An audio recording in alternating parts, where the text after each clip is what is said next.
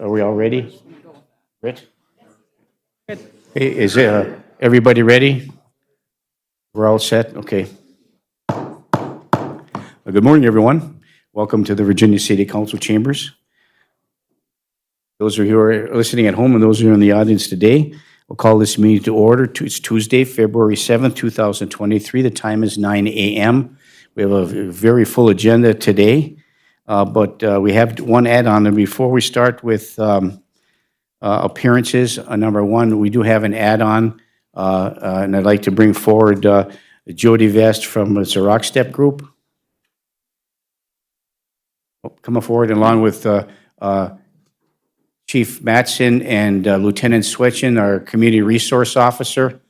And there's some members of the mall also that are in the background. So we'd like you to come forward, and I know we have an add-on for you, and we look forward to the presentation that you're going to be presenting to us today. And so Chief Matson, there's a light on there in green. Do we have the light on in green? Okay, so I don't know what it's about, but we're going to find out right now. So Chief Matson. Good morning, Council, Mayor.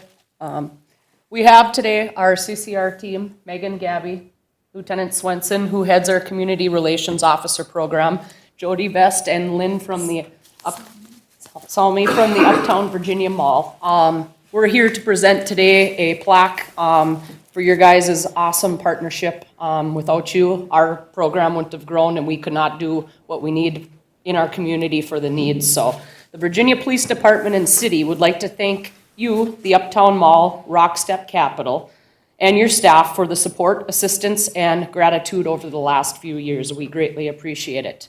Your community partnership has helped our CCR team and community relations programs succeed and grow with the needs of our citizens and local communities.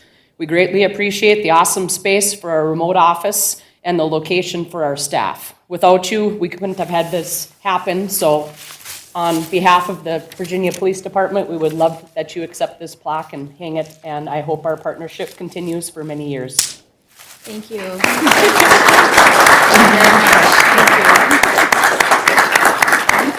Thank you. We appreciate it.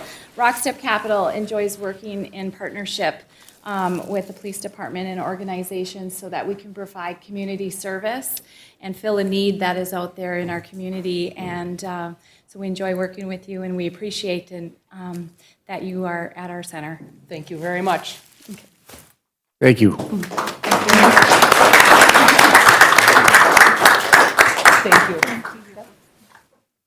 And for those of you who do not know, this is a huge partnership where we have a community resource office in the Uptown Mall, and it's donated by the Rock Step Capital Group. So we appreciate that very much. Thank you. Okay, we'll move the rest of our committee agenda over to our city administrator for advice. Britt C. Bennis. Britt? Thank you. The first item on the agenda is Alex Peretz from MnDOT discussing the information regarding funding for the highway improvements near Rockridge campus and the realignment of Highway 53. Thank you. Please come forward. Alex, thank you. And you are with, please introduce. Vic Lund with St. Louis County. He's a traffic engineer, and we've been working together as partnering agencies here with the whole Rockridge project. And we've really at the point now of still searching for some funding for the project to do all the infrastructure improvements through the 53 corridor, doing some other work that is, kind of the county is leading that parallel with 53 corridor. So really, today we're just have a few resolutions in front of the council, I know, to at least review. That's in regards to some funding that we're going after. That's some submittals are due at the end of February. One's a RAISE grant fund that is administered through Federal Highway Administration. And the other one is a Corridors of Commerce funding that is through the state of Minnesota on there. So we're actively going after those two grants right now. Additionally, I know we've went after some other safety improvement funding, waiting to hear back on that. So we are trying our best here to get some funding for this project. I know Vic passed out some layouts of what kind of our latest layouts are for the intersection improvements. And I guess we're really just here for questions. We'll see if Vic has anything else to add. Well, good morning. Yeah, just as Alex was saying that earlier, we're looking for that support. It's really critical for the RAISE application and the corridors of commerce that we have that municipal resolution from both City of Virginia and City of Evelyn. Specifically, the corridors of commerce requires the resolution. The RAISE, it's strongly encouraged, but we just want to make sure that we are demonstrating for the RAISE program, which is federal dollars, that we have that support. Our hope is that we get the RAISE grant because it provides a lot more benefit for the local partners in terms of cost participation. It will reduce our cost participation amounts, whereas Corridors of Commerce is it's a state-funded program, state fund dollars, but they're restricted to the trunk highway right-of-way. Still a benefit for the project, but we're hoping for success on the RAISE application. So any questions on our layouts? I know that we had completed an intersection control evaluation study at 3 intersectionals along Highway 53, and basically what you're looking at for the first 3 layouts are the results from that study. So we'd be happy to answer any questions. Thank you, Alex. Thank you, Vic. I just want to say that I had the opportunity to sit in on a preliminary meeting up at the St. Louis County Garage where you made this similar presentation, and we encourage you to come to the City Council for discussion and potential motions to move forward with a support for the application of funding through RAISE and the corridor grant as well. And so thank you for bringing this forward to us, the different aspects of it. For the general public, as we're taking a look at it right now, could you please briefly explain the 3 intersections, primarily the one that's affecting the City of Virginia at this point in time? Alex? Yep, so the first one on the layout list that the council and the mayor have is at the Morgan Road. It's actually Exhibit 3 here is what we're showing. And what we're proposing here is a continuous T intersection.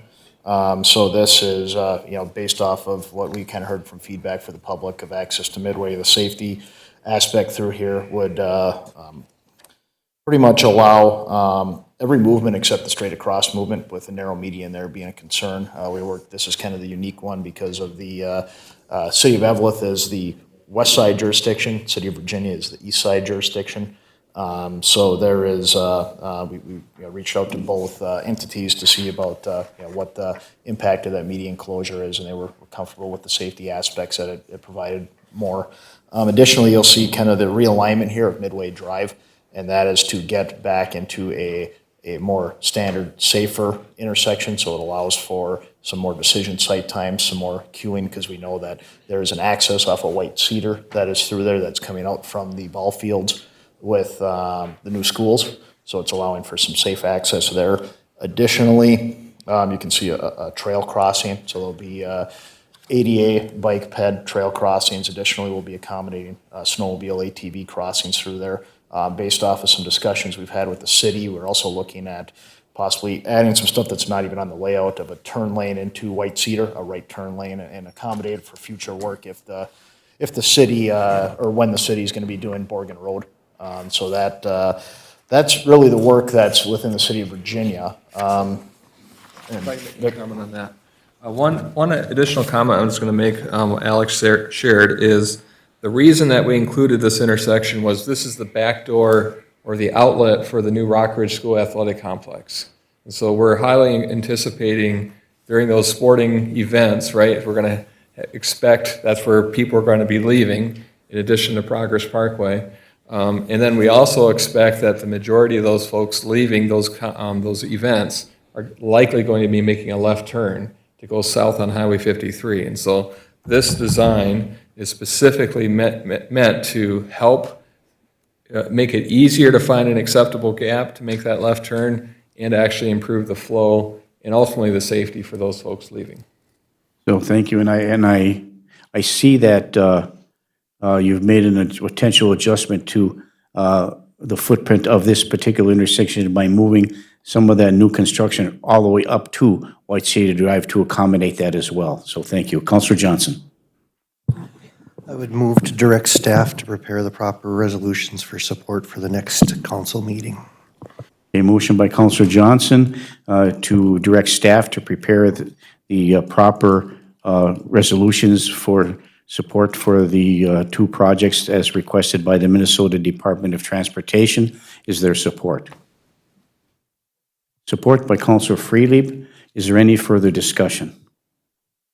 Councilor Paulson. Thank you, Mayor. Are there two separate resolutions in our packet already? Are those the resolutions that you would like us to move forward? Yes, there should be a project concurrence resolution, which would be for the corridors of commerce, and then there should be a raise support resolution in there as well. So do we just want to move those two forward after staff looks it over? Yeah. Okay, I After support staff that. reviews and adds, in conjunction with the template that was provided today. Thank you. Thank you, Councilor Paulson. It has been moved and supported. Is there any further discussion? Councilor Motley. Just to clarify for the public, as of right now, with everything laid out with the state and the county and everything, there is no bike trails, snowmobile trails, walking trails that will be going under the highway or over the highway at this time. That's not in these plans. In these plans, no, we are providing at grade crossing. So right now, there is no facilities for anything out there of permanent. So we're going to be providing at grade crossings, which is our mandate to do when we do any sort of intersection control. But additionally, I will turn over to Vic because I know they're doing the trail study as well, so he can give a little more context on I know I where keep we're at. pestering you guys on that. No, that's a great question. Vic? Yes. Thank you. Thank you, Mayor. All right, so Councilor Motley, so that, what you're referring to is what we're calling the Eveleth Rock Ridge Trail Study. And we view it as part of a larger picture. So a couple pieces or elements to it. First is getting that access from the urban center of the city of Eveleth over to the new school from whatever route or whatever method. That could be a bridge overpass. It could be an underpass, or it could be an at-grade crossing, let's say at the proposed roundabout at Progress Parkway. Okay, so there's a couple different options. We're scheduling a public input meeting for that. We're looking in the month of April. So we're actually going to be making communications to the public to encourage strong participation. We want that input. There will be a public survey. There will be an online comment map, and then a public in-person meeting for folks to participate. But then the larger view of this, from our view at the county, is that this would then be potentially the connection for the Mesabi Trail to get up into the town of Midway, then ultimately up onto the bridge to get across into the city of Virginia. So we view it as the larger picture. My job is working with the Mesabi Trail to see if we can get that buy-in, that support, to view that as a spur or a connection over to the city of Virginia. Versus, I've heard this out there before, this is just a school trail connection. Yes, that's part of it, but that's not all of it. That's our expectation. Thank you. And just to summate it, and please correct me if I'm not accurately reflecting the discussion we made at our last meeting. And there was a lot of participants in school in the Rock Ridge School. Superintendent Schmidt was appearing by Zoom. And we talked about the trail study and the concerns that the school had with respect to how the trail gets connected, now going through the school property and find another method in which to do that. And know the purpose of the public hearing is to try to vet all that out as a larger picture for that trail study. So thank you, Mr. Lund, for that. Anything more, Councilor Motley? Okay, thank you. Okay, there is a motion on the floor in support. Is there any further discussion? Hearing and seeing none, all those in favor signify by saying aye. Aye. Aye, opposed, motion carries. Mr. Lund, Mr. Brett, anything else from you guys? No, not at this time. Thank you very much. Yeah, thank you very much. Appreciate it. Britt? Thank you. Lieutenant Swenson would like to come up and talk about some of the statistics from the CCRT team, if that's okay.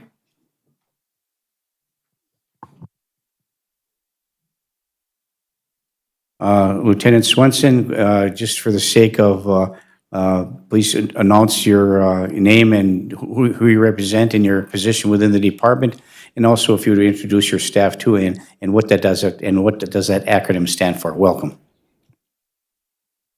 Morning, everybody. Just wanted to take this time out. I'm John Swenson. I'm a lieutenant with the Virginia Police. I am the Community Relations Officer, also the Rock Ridge Schools Resource Officer. And you are with today? Yes, I am with Megan and Gabby, they're part of the CCRT, which is a Compassionate Community Response Team. Mash it. It's a mouthful there, but just wanted to kind of introduce them, let everybody know that, yes, we do have our own bit of a crisis team here that is available Monday through Friday, 8 to 4.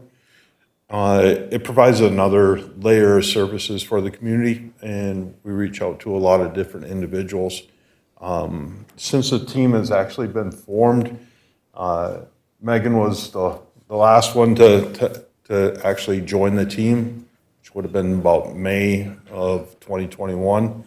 Since that time, we've been able to work with about 260 individuals and a total of 489 during that time frame. So within the first quarter of the team being working together, we only helped out about 4 individuals. By the end of the first year, it was over 105, and then now it's bloomed to this. So your CCR team, Compassionate Care Response Team, if we could get your last name just for the record for Pam, we'd appreciate that very much. And then can you tell us who you work for? Yeah, so I'm Gabby Swickman. I am the therapist on the team, and Megan and I are both hired through Range Mental Health Center. I was partnered initially with actually Virginia Fire, and then we all formed together to be one team. And the reason I ask that is, being a board member of the Range Mental Health, I want to make sure that to get a shout out to the collaborative that you're having through the police department and Range Mental Health. So did you get her last name by chance? Swickman. And my last name's Moberg. And Moberg, thank you very much. Any questions from the staff or from council? Councilor Beyondich. Thank you. I just want to thank all of you. I think this is much needed in our community, and I commend you for what you do. So thank you for everything you do for us. Thank you very much. I'd just like to invite anybody that wants to stop by my office at the mall to have a little dessert and a cup of coffee or some juice. Feel free. You can stop and chat to us. It's about noon, and we'll gladly answer more questions and kind of have a good chat. So. I have stopped down there on a number of occasions. Your car has been gone. The office wasn't available, and you're all like Willie Nelson. You're all on the road again doing some other service, maybe. So we accept your invitation, and if we see your squad car out there or staff in the office, will certainly stop by. Sounds good. Thank you.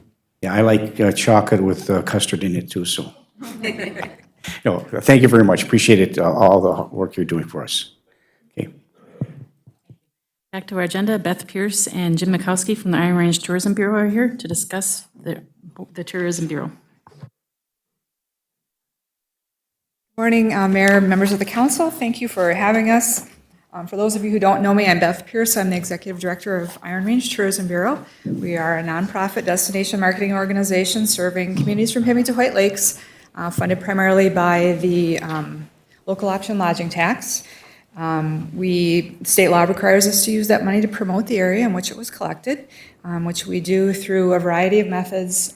Pretty excited. We really invested a lot of money last year in 3-season video, so we're using that video this year on a variety of platforms. We're doing some over-the-top streaming service advertising, YouTube, social media, search engine marketing, all those kinds of things with this great new video that we have, really concentrating in the Twin Cities market.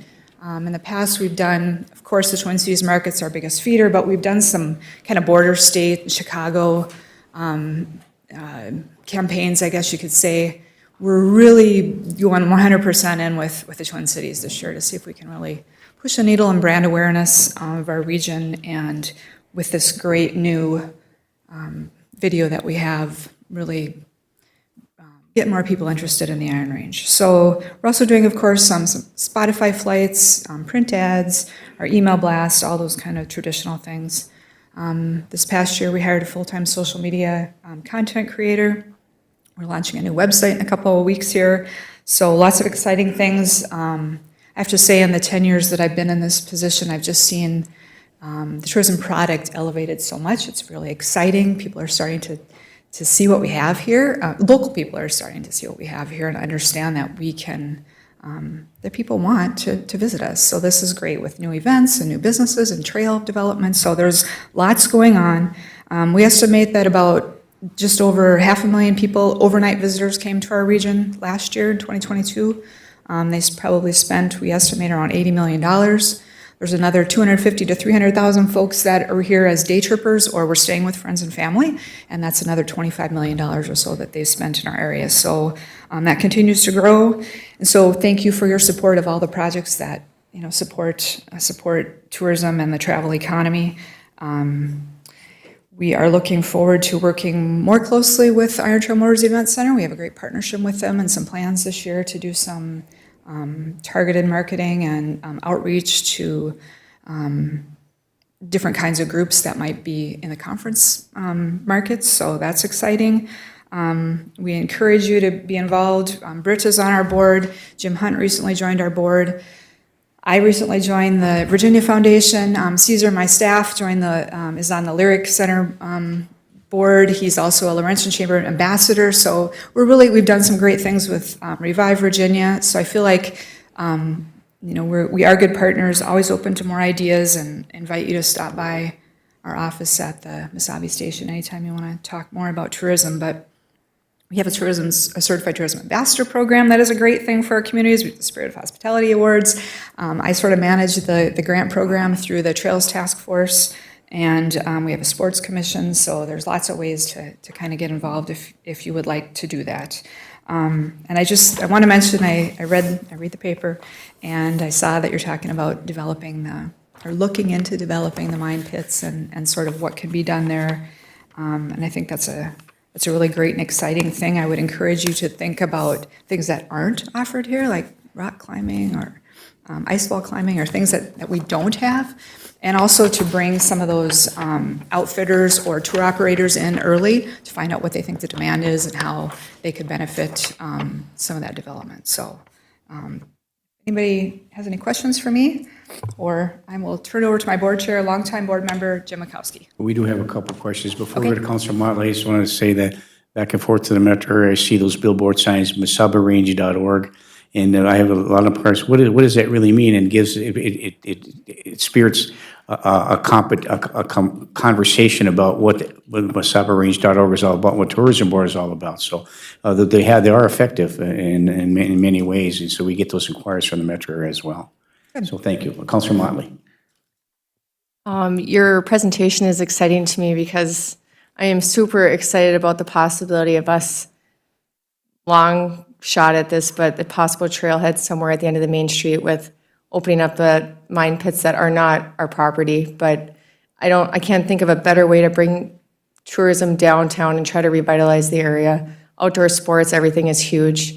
And we've talked also with some of the ATV clubs that are loaded with money that would be very much interested in trying to make it possible for them too. So separate trail from the walker bikers. And then I did have a question. You said you estimated, or however you figured out how much tourism you think was brought in, and it was like, what do you say, about 500,000 people or I think there's about 500,000 overnight visitors. So we know what our lodging properties generate in the tax. We know what that's 3% of.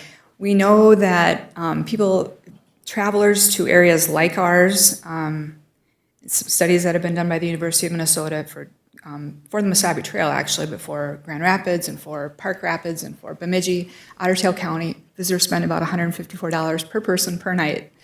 So we're extrapolating a little bit, but that's the best way that we can estimate that. So I'm just nosy on your estimation. Do you have any idea what cities are being hit the most? What potential communities by the advertising? Or can you not even maybe estimate that? I'm just being curious. I really don't. I think that all of our lodging properties, and Jim could speak to this more than I could, but have similar occupancy. Their rates, of course, vary, and as we know, hotels prices are up there. They're really strong.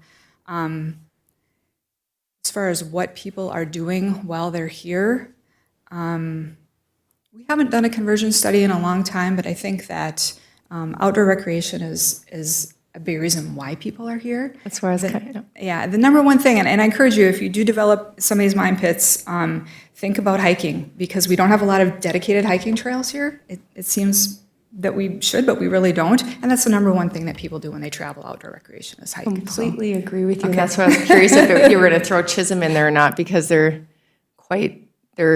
tourism has increased because of Red Head. It's booming, so. And they estimate they have trail counters out there that can tell if people are walking or riding, and about half of their users are hikers. And those aren't even dedicated trails, so it's, Big. Thank you. Thank you, Councilor Motley. Thank you, Beth. Mr. Makowski. Just a couple words. I have to compliment Beth and her team. Never has the Iron Range Tourism Bureau been at the level we have and involved with our communities as we've been. And I just wanted to give a shout out to Cesar Ortega. He's a new marketing director that we hired. And, this guy is awesome on TikTok and Facebook and social media. He features businesses from across the range. This particular video was on the Sugar Shack, Cane Lakes. Those particular videos have gathered so much attention and brought new visitors to the area just because of that. So, we're excited about where we're at. Just a note on lodging, revenues are up, occupancy's kind of flat. So, I'm not, we'll have another good year. We had a great year last year. And I think, from my perspective, ATV use is the way to go with any marketing dollars going forward. So I just wanted to, hats off to, Beth and her team. So Thank you, Mr. Makowski. I just want to say that the lodging taxes are being well spent in the Tourism Bureau. We hope to add to that with another new hotel coming up soon. So thank you very much. Any other questions, comments for the Iron Range Tourism Bureau? Thank you, everybody. Okay, Britt? Thank you. Item number 3 is Matt Reed from SCH discussing the water surface use ordinance for Silver Lake. Matt Reed from SCH, our engineer of record. Good morning, Matt. Good morning. I'm going to introduce Ellie Lemke. She's an engineer with SEH in our office here in Virginia, and she's been working on working with the DNR and working with the permitting people on this. So I'm going to let her take the reins and walk everybody through this one. So Thank you. I'm sorry, was it Ellie Lemke? Yes, Ellie Lemke. Good morning. SCH. Good morning, Mayor. So in your packets, there should be a nice Silver Lake Trail map with the proposed boardwalk layout. And as Matt said, we've been working with the DNR regarding the permitting for this boardwalk. Typically, they do not like to block surface use on the lakes, which would mean kind of routing the boardwalk along the shoreline by VPU, which would not only add cost to our boardwalk, but I believe there are also concerns having it that close to VPU. Another route they typically take would also be to block off the entire surface use of the lake, prohibit boats, kayaks, canoes, which, as you can see in the plan, would be a large portion of the lake compared to the portion blocked off. So we have been talking to the DNR, and while it's not a guarantee, they are indicating that they would approve an ordinance that would prohibit the land use or the surface use of that portion of the lake blocked off by the boardwalk and the shoreline. So no canoes, boats, kayaks in between the boardwalk and the VPU shoreline. In your packets, you should see a draft ordinance, like writing that up. And I believe the next steps for the DNR would be the council getting ready to approve that, having a public hearing, but prior to the council signing it, but after the public hearing, bringing that ordinance to the DNR to get their thumbs up or thumbs down, and then moving forward. Okay, thank you. A couple of questions I think coming up for me is that, so in order for us to build the boardwalk based on the funding we received from LCCMR, so the DNR is requiring or requesting or making a decision about if when that boardwalk is built, no foot traffic, no canoes, no boats, no fish houses, nothing between the boardwalk and the shoreline that runs across the VPU. That would be the only restricted area of use, is that correct? Yep, it would just be that portion already effectively blocked off by the boardwalk. And they could still fish off of the pier on that side, just nothing on the water. That was my next question. Could they fish off the pier? Very good. So they can fish off the boardwalk too as well, correct? Yes, Very good, thank you. On both sides. yes. Okay, very good, thank you. Okay, it's Counselor Johnson. I would move to forward this to planning and zoning for the staff and the planning and zoning to look at, to make recommendations to the council. Okay, Counselor Johnson moves to direct staff and the planning and zoning to review this, look at the ordinance and bring it back for the city council for consideration and approval. Is there support? I'd support it. Support by Counselor Motley. Is there any further discussion? Hearing and seeing none, all those in favor signify by saying aye. Aye. Aye, opposed, motion carries. Thank you very much. Thank you. Item number 4 is review change orders number 37 PC 0178, 38 PC 0180, 39 PC 0181 for the MEC construction project in the total amount of $43,215.64. And so is this the last change order that we're looking at? It's the last of the last, I think. Last of, okay.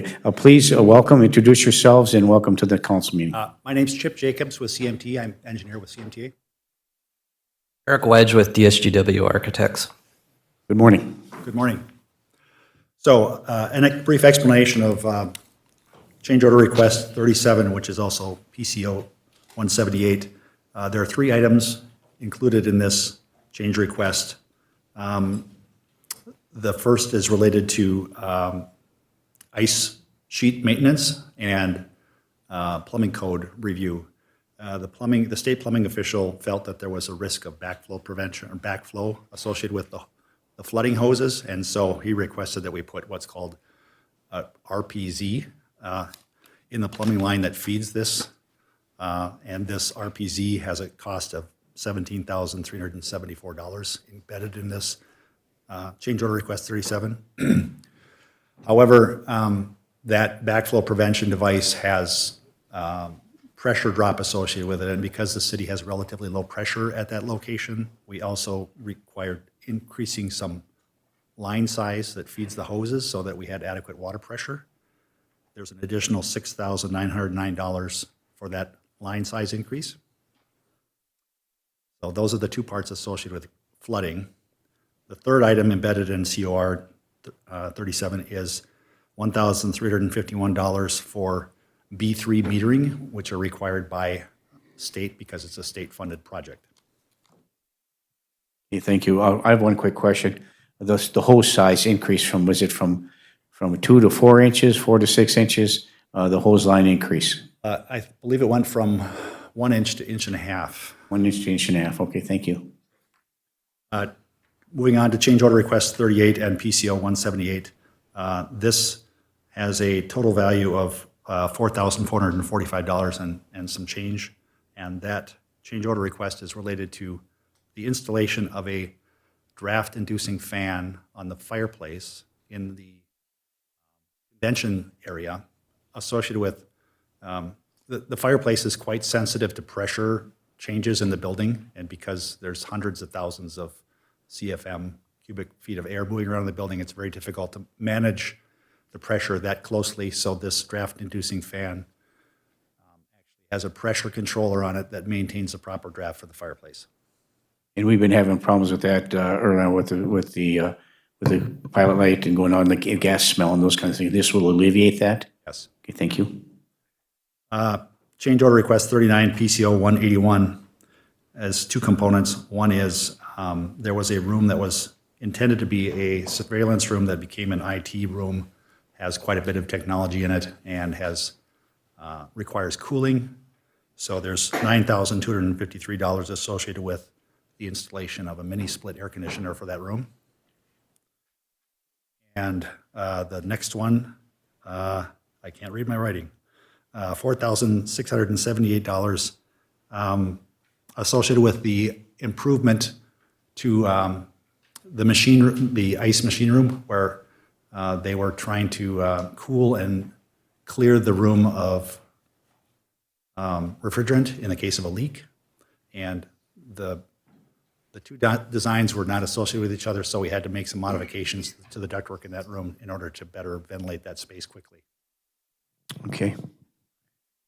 And so the request is for all these projects to a total of $43,215.64. So my question is, do we still have any funding in the contingency fund for that, or that's associated with that, and how does that work?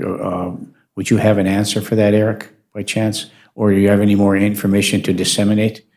I can Britt? answer that, Mayor. Britt, thank you, would you please? Thank you. The next item on the agenda is approving the funds that we have held in our 4M investment fund that was held specifically for the completion of this project. Okay, very good, thank you. Okay. All right, anything to add, Eric? Not at this time. If there's questions, we're here to answer the questions. Okay, I know these projects modifications have to be required after, you've had multi-use of the facility, make those improvements and adjustments accordingly before we take full control of the Intermodes Event Center. So I believe these are prudent and needed. And I'm good that we caught this early in anticipation to ensure, and during the inspection process, those were identified as adjustments that need to be made for the long term of the facility. So thank you. Councilor Paulson. Thank you, Mayor.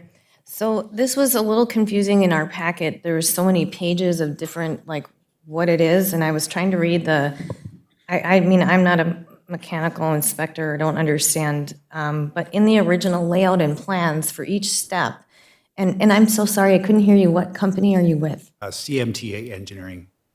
CMTA. CMTA. CMCA. And then, is there any representative from Kraus Anderson here, who is our construction manager at risk? Pat Wirtz, I don't believe could be here today to a conflict, but Okay. Pat has in the packet recommended these to the council along with CHIP and DSGW's recommendation to move forward with this request. So some of my questions are in some of those plans, the mechanical and I guess electrical for the fan unit in the fireplace, were those not followed originally, or why are we having this problem now? And then the other thing is the lines, was there a certain inch pipe that was required or needed in the design phase to make sure we have enough water pressure? And were those things followed, or how come, I guess I'd like to understand why we're having these issues, and were the specificities followed within not only the design, but the build out? Right. I'll answer the second question first. The pressure issue is primarily related to the fact that the code official required us to install this backflow preventer, which added pressure. I'm so sorry, I have a hard time hearing you. The code official requested that we install the backflow preventer, and the backflow preventer is the thing that's causing pressure loss. And to compensate for the pressure loss, we had to increase the line size. We disagreed with the code official's interpretation of the requirement for the backflow preventer, but he's ultimately the authority that makes that call. And is that our city code official? The state. State code official? Yes. Okay, and when did that dispute happen? At final inspection. On final inspection? Yes. So we went through a code review process, and they did not flag it at that time, but when they did a walkthrough at the final inspection, they determined that it required an RPZ. Okay, so I guess I just have a little bit of a hard time understanding why the city should have to be paying these change orders when there are, I mean, at some point, you do the walkthroughs, you do the inspections, and you should know what you're getting. That fireplace quit working, I think, right away. So I have some big concerns as to why the city should have to pay for these change orders when we do have a construction manager at risk that's monitoring these as we go, and that especially the fireplace had early on issues that should have been caught or taken care of at that time. And then as far as the pressure, I don't know whose responsibility it is to actually pay when there's a discrepancy, when the state code official says one thing, and I would assume that it's Kraus Anderson that I don't know who made the initial recommendation or who the dispute was between. Was it between your company and the state of Minnesota code official? Or was it DSGW, or was it Kraus Anderson? Well, ultimately, it's my responsibility I'm the engineer that signed the drawings, so it's my responsibility to make that interpretation. But again, it's an interpretation, it's not a black and white determination. And I appreciate your being candid. I guess I'm coming from the point that this is why we have a construction manager at risk, and there is insurance. I don't know what kind of insurance it's called. I know what the insurance is called, errors and omissions, but is that the same terminology? So before I would be comfortable signing off on approving any of these change orders, I would like to have a discussion with Kraus Anderson about their level of, they're the construction manager at risk that we as a city hired. So before I'd feel comfortable moving forward in payment of these and trying to figure out where we're going to get the funds, I would like to explore that option as to what is the city's protection with Kraus Anderson being our construction manager at risk. Thank you, Mayor. Thank you. And then before you answer, the purpose of the construction manager risk is to manage the construction of the project based upon the drawings and the designs that's presented by the contractors and by our architect. And so they manage to make sure that those particular designs are followed based upon the recommendations moving forward. And that particular time, the designs were followed, but now in a final inspection by a state inspector, at the end of the project, they determined that this needed to be changed. So I don't think it was a Kraus Anderson issue because they're the construction manager. It's a design issue, and how that design was interpreted, particularly with respect to the water flow. The water pressure was low. The design was requested to put the 1-inch line in there, and then when the state inspector says you have to have this preventer in there, which lowered the pressure of the water. In the beginning, the pressure was fine, but putting this preventer and lowered the pressure, which required a design change, which is a design change, not the fault of Kraus Anderson, but it's a design change based upon the state inspector's requirement after the fact. Is that correct? Yes, that's correct. Thank you. Brian? Go ahead. I would just like to add to that is that you currently are flooding ice with the current conditions that you have. So you could stay the course and keep flooding ice the way your staff is doing it right now. But I believe Brian Silber and your staff will say that they are not happy with the amount of water flow because over time, what they used to be able to flood was a shorter period of time. Now it takes longer. So this is to increase staff efficiency long-term. Please continue, Councilor Paulson. Do you have something else you need to add? I guess then I would just like to, I would like to explore if there is, I'm hesitant to go forward with paying these change orders until I kind of understand when the problems happened, what was addressed, how it was addressed, and why now is it coming forward. I understand the state inspector. When was that inspection done? Was it not? It was right around your occupancy when you opened. So when you flooded the ice the first time, we didn't have this preventer on, and your staff was fairly happy. The inspector came through and said, for final occupancy to get you operational or get you your temporary occupancy to be operating, that's when he flagged this, and we had to put that backflow preventer on, and that's when the complaints came from the staff that said, we don't have enough water flow like we normally flood the rink. When was that, Eric, that we had to put that in when that came forward as an issue? I would say that would be right before we had our grand opening sometime in August. Okay, so I think that's kind of where I'm coming from, is like, this was a while ago, and now we've got a change order because maybe we've dealt with it, I don't know, Brian Silver could probably tell, we've dealt with it too long and we're saying, nope, it's not acceptable, maybe that's why we're here now. But did we do an initial change order then when the state code made us put that regulator in? Did the city have to pay for doing a change order to install that to begin with? Would have to go back in the file and look. I don't believe you guys did. I believe it was just installed by the it was a small piece of backflow prevention, but I would have to go back to answer that question thoroughly. Thank you. I appreciate it. I'm hesitant to go forward until I get a little bit more information. Thank you, Mayor. And I think the reason why we are the timing that we are on these is we've been exhausting multiple solutions to come with the best outcome. The last thing we want to do is create a solution that we install and then your staff is still not happy with the outcome of the water flow. Thank you, Eric. Councilor Johnson. I'm agreeing with Councilor Paulson. This is frustration. This happened a year and a half ago, and this is the first we're hearing about backflow. And so, but my question is, what happens to all the pipe sets there now? We're going to take all that pipe out. The majority of the cost is associated with this backflow preventer, which it's for a 3-inch line, so it's $17,000 of it. It's majority of that, so that's a new piece of equipment that's installed. The line, the pipe we're replacing is relatively short. It's just in the machine room. It's the cost of the material installation and insulation that goes on that pipe. So it's a relatively short run from a main to the couple of hose bibs that they use to flood the rink. Now I'm really confused about what you're actually installing.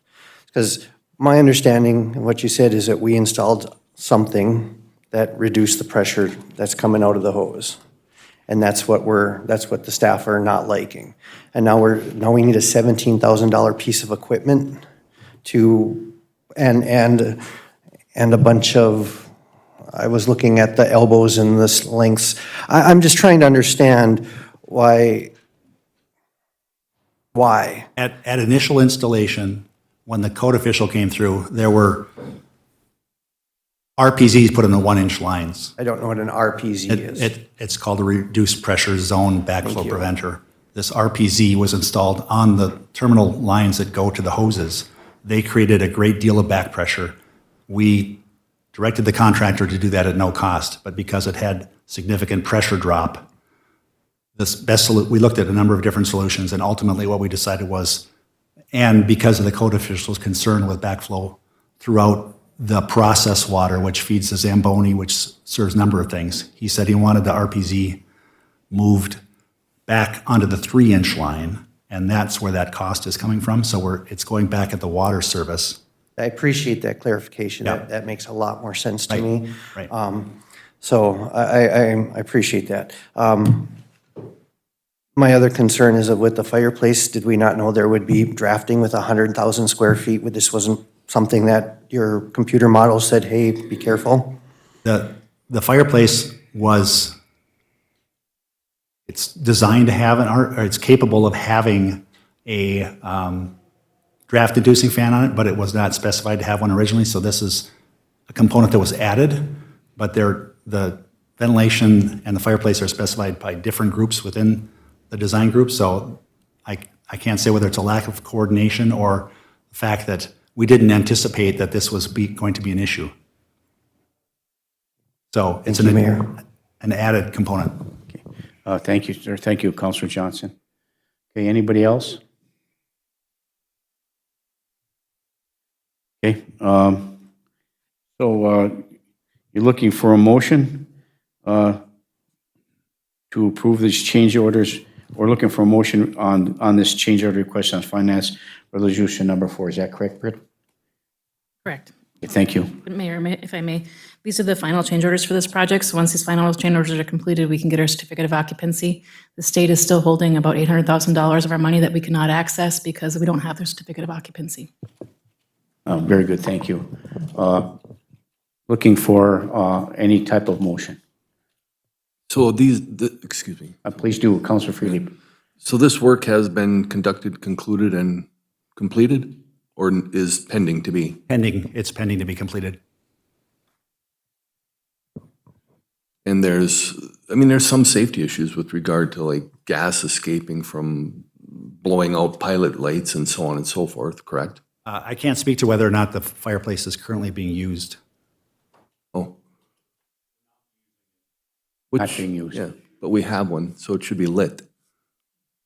I mean, you know, I guess the reality is, engineering, architecture, you can't anticipate every contingency that might come up that you're gonna have to re-engineer or re-look at, and in my estimation, these are, you know, pretty minimal in regard to the overall project, you know, $38 million project.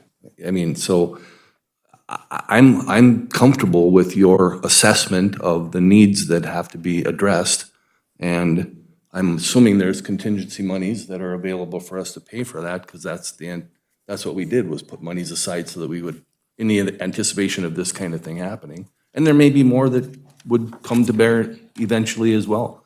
I mean, it's a big facility with all kinds of engineering that potentially could cause issues in the future. So I would make a motion to move forward with the work and to conclude it and to pay for it accordingly. Thank you.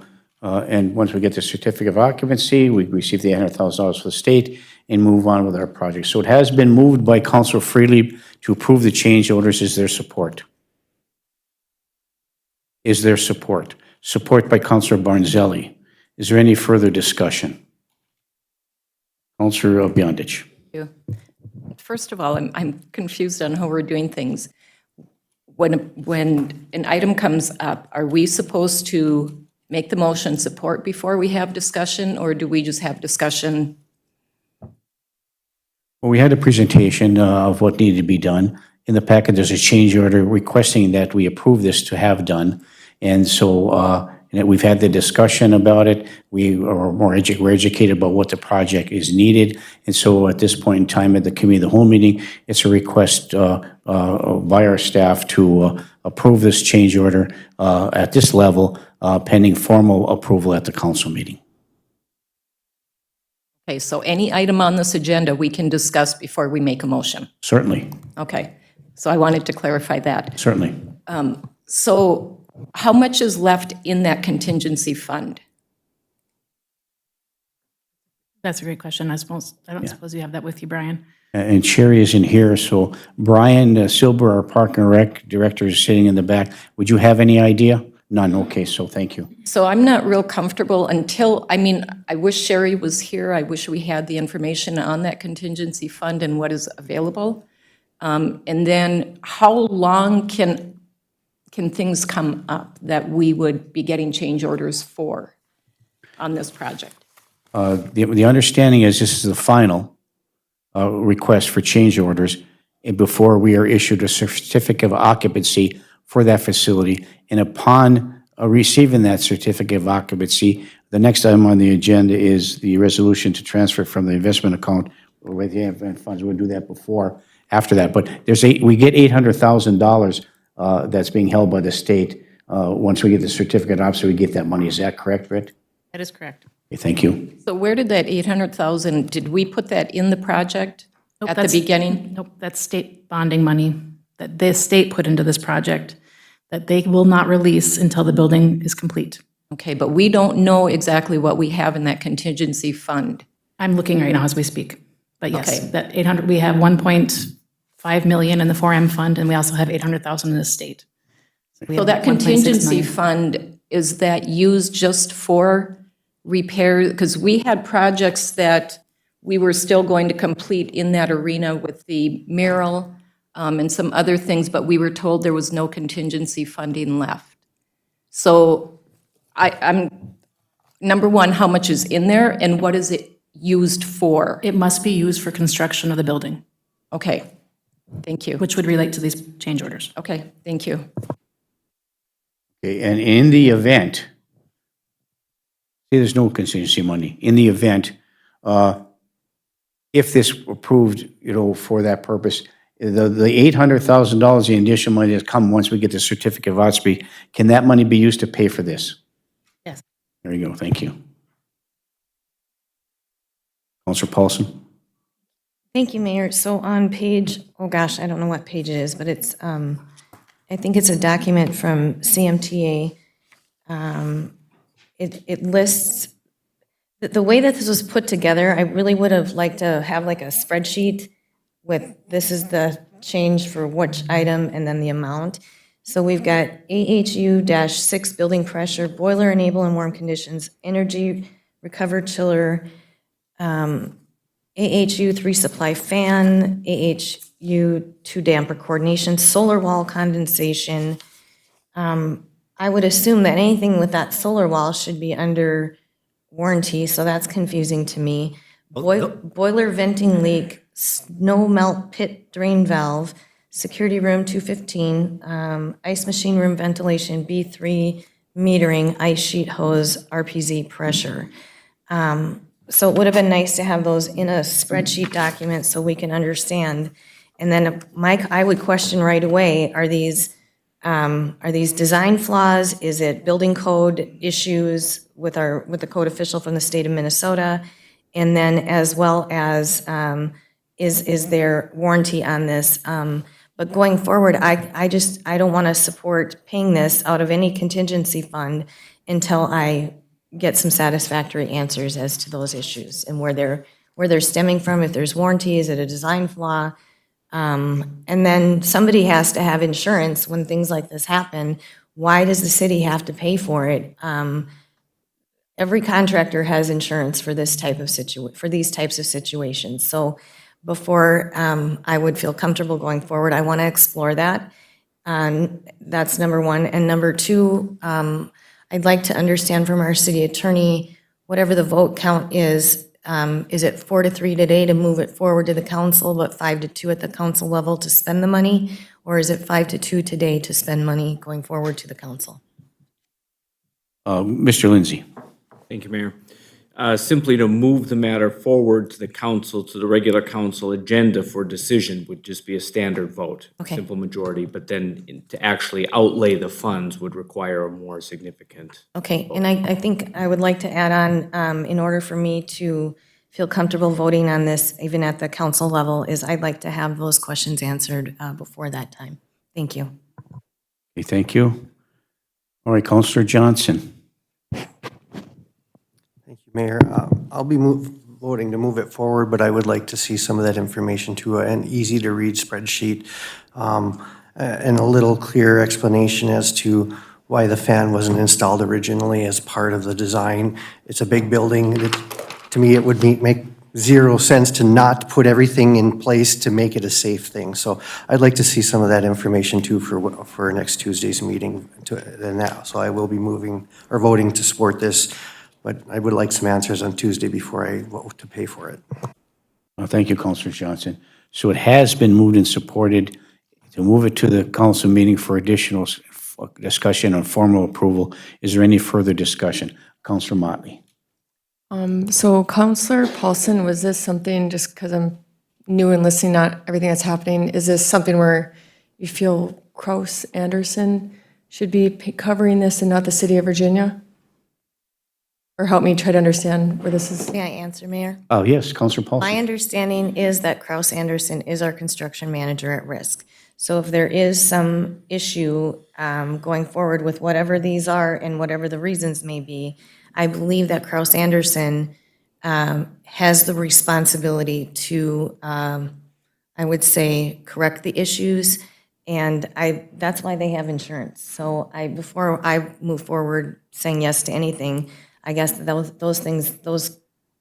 answers the questions need to be answered. Thank you.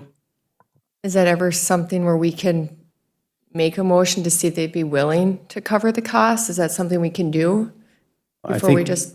What we have on the floor, Councilor Motley, is the motion to move it to the council meeting for discussion and final approval. In between this Tuesday and February 14th at the council meeting, we should be able to have those answers that's been requested. So it may bode well for us to have that information prior to the final vote, which would require a supermajority in which to pass. So it has been moved and supported. Is there any further discussion? Eric Wedge from DSGW, and then back over to Councilor Beyondich. Eric? I would just like to say that these are value-added items. On the ice rink flowing, it's value added to your staff. So that would be why we are recommending this request.